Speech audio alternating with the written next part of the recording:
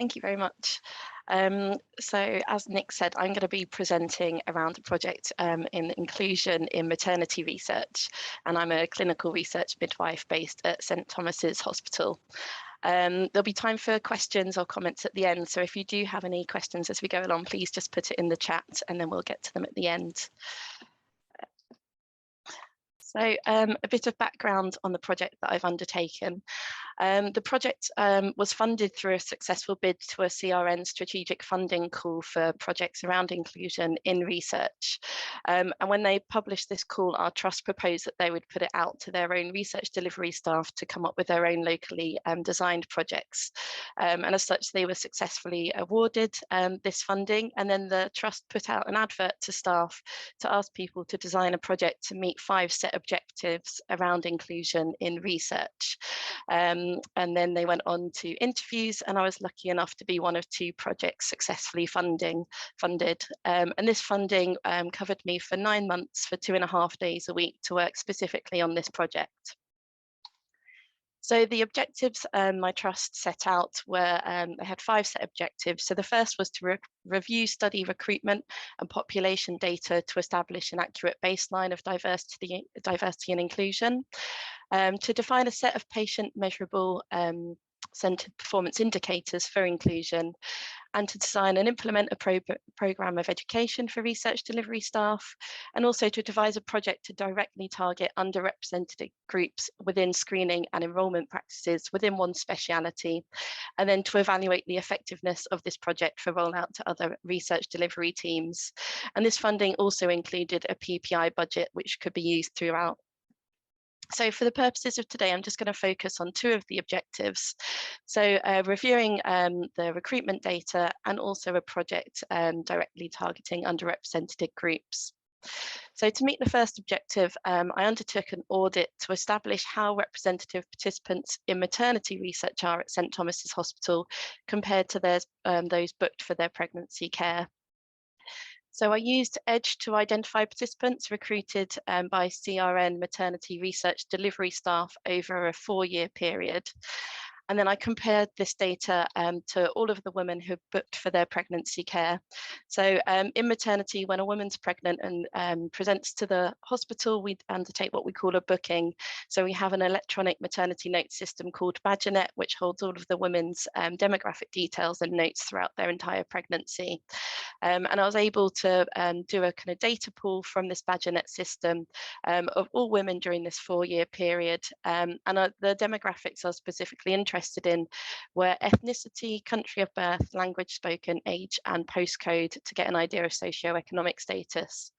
And I focused on these demographics mainly due to the kind of knowledge that women from particularly Black and Asian backgrounds face poorer outcomes compared to white women. And this is discovered in our annual Embrace report, which is a national report that looks and investigates any maternal death during pregnancy or in the first year postnatally. And you may have heard of the 5 times more campaign, which highlighted the fact that Black women at that point were 5 times more likely to die compared to white women during pregnancy. And the Embrace report also accounted for kind of the influence of intersectionality. So it also was influenced if a woman was migrant or if she didn't speak English, and most recently as well, the effect of social deprivation on women's outcomes. So that's why I chose to focus on these demographics.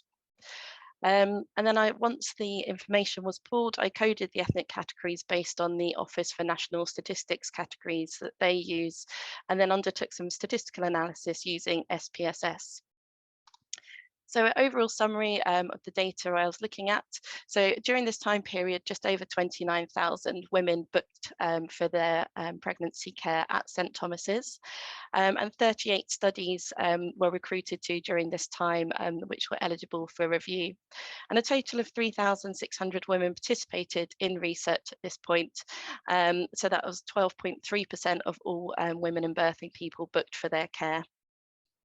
So having a look at some of the demographics of our research participants, St Thomas's serves a very diverse area, and this first pie chart here shows the numbers of research participants in each ethnic group. So this blue section represents white women.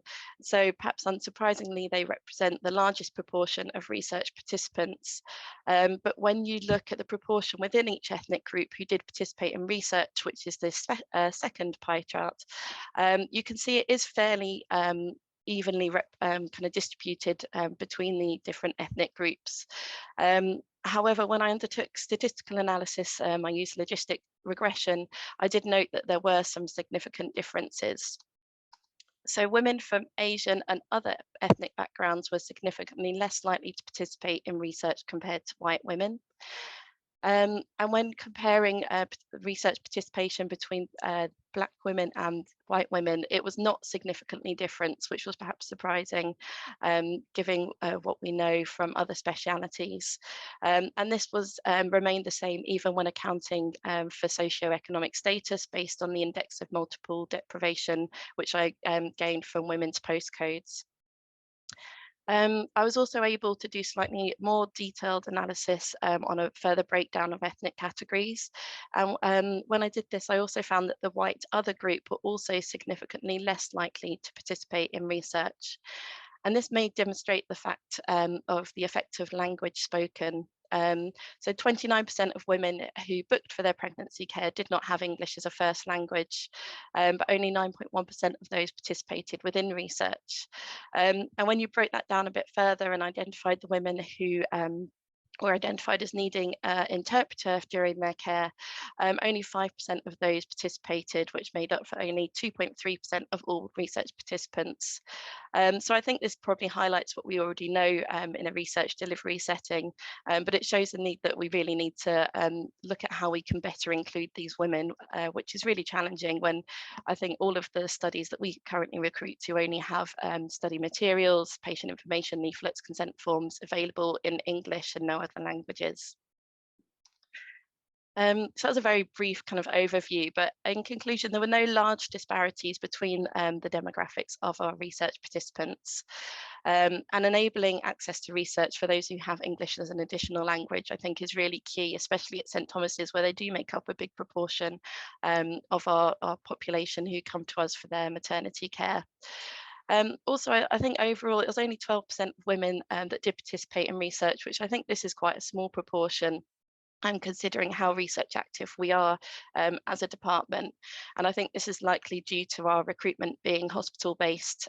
So if a woman has a low risk pregnancy, so it's very straightforward, she will often have all of her pregnancy care in the community with her midwives there and only come into hospital to have her baby.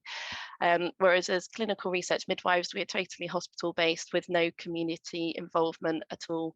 So this is a large proportion of women that aren't being offered the opportunity to participate in research.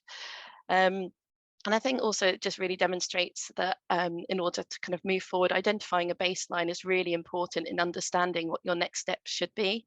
And I understand this is easier in maternity because we're quite lucky that we have this kind of distinct set of women who we know should be offered research, and we've got our electronic maternity notes. So it makes it quite easier to kind of pull data and look at who our potential participants are compared to actual research participants. But I think there are ways it can be done in other specialities. Using audit data, census data, for example, if you are looking to compare about who may be eligible to take part in studies and what your local population, how your local population is made up. And I think we've got new IT systems coming. So at Guy's and St Thomas's in April, we'll be moving to Epic, which is a large integrated IT system. So instead of all the different ones that you have across the trust, it will be a centralized IT system. And I think a few trusts are moving to similar softwares, which will make projects like this much easier, and I think facilitate an easier analysis of data. There were a couple of limitations of the project. An audit does only give a snapshot of the situation. And also I was unable to identify which participants were cases and which were controls. And it may be that those who were controls might have had different demographics compared to those who are cases.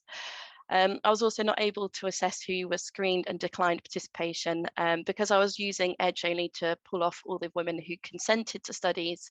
I wasn't able to get that more detailed information. And again, it may be that who we're offering research to is slightly different, or the rates of decline in a certain group may be different as well. And also it doesn't take into account the effect of condition-specific studies. So within our department, a large majority of our research is based on hypertension in pregnancy, gestational diabetes, and also preterm birth. And all of these disproportionately affect Black women at higher rates. So it's perhaps you should be expecting to see higher rates of this ethnic group within our research studies. So next steps. So to meet the next objective of project to target underrepresented groups within enrolment and recruitment practices, I proposed I was going to undertake a service evaluation of how our research is advertised and offered in maternity. When I originally wrote the project proposal, I said, we're going to first do the audit to identify which groups were particularly not being represented within our research, and then focus on those for the service evaluation. But because there wasn't kind of a huge disparity, I'm going to be taking a more broader approach. So because of the kind of embrace data, I still really want to focus on women from ethnic minority groups. And I'm going to be undertaking focus groups with current and recent service users, and also holding a research kind of drop-in event to informally discuss research and kind of highlight research within the area in our antenatal clinic. I'm really keen as well to focus on those with English as an additional language. And at St Thomas's, we run antenatal classes for specific languages because we do have such a high proportion of women who speak different languages. So I've arranged to attend those antenatal classes as well to speak to some women there about research and whether they're interested in having further discussions. I'm also going to be going out into the community to engage with those having their care out there, and also speak to the midwives who run community clinics to look at how we might perhaps facilitate more research happening within our community settings within midwifery. And I hope the findings from all of this stage will inform changes to our current recruitment practices. So just a few key reflections about my project and just about inclusion in general. I'm on several kind of EDI groups, both within research and maternity, and you kind of often feel that it's easy to do a lot of talking and kind of redefining of what the problem is, and without clear actions to move forward. But I feel the success of the project I've undertaken has really been enabled through the carefully considered objectives that were set from the outset. And also the fact that they're using kind of a multi-pronged approach, so facilitating change through education, the importance of as well of establishing this baseline and exploring how improvements can be made. So this focus on tangible outcomes, I think, is really important. And the project was initially advertised by our head of workforce, and I think it's fundamental to the success of any inclusion project. Support and investment from managers and leaders is key. And my head of workforce has demonstrated continued investment through monthly meetings to ensure I'm kind of on target, and also to provide support where needed. And it's been great to see that she's got a genuine interest in the project, and I feel this will really help project outcomes be fed into wider strategic plans, and also considering how it might be implemented in different specialities. I'd actually designed the audit for several months before the funding opportunity came up, because it was something I thought was really important and I was really keen to do.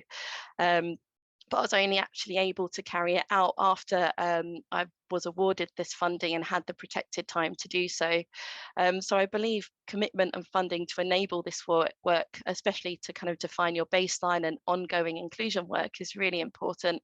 And it's not something that can be done in addition to a normal workload. I think it seems far too often that those championing the cause for equity, diversity and inclusion are often in more junior roles, and they're often doing this work in their free time, and it's not sustainable, and I don't think it can enable meaningful organisational change. Therefore, I believe that commitment to funding and defined roles are really imperative. So thank you very much for listening. It was a very brief overview. There's my contact details there if anyone wants to get in touch later, but I think we do have some time for comments and questions.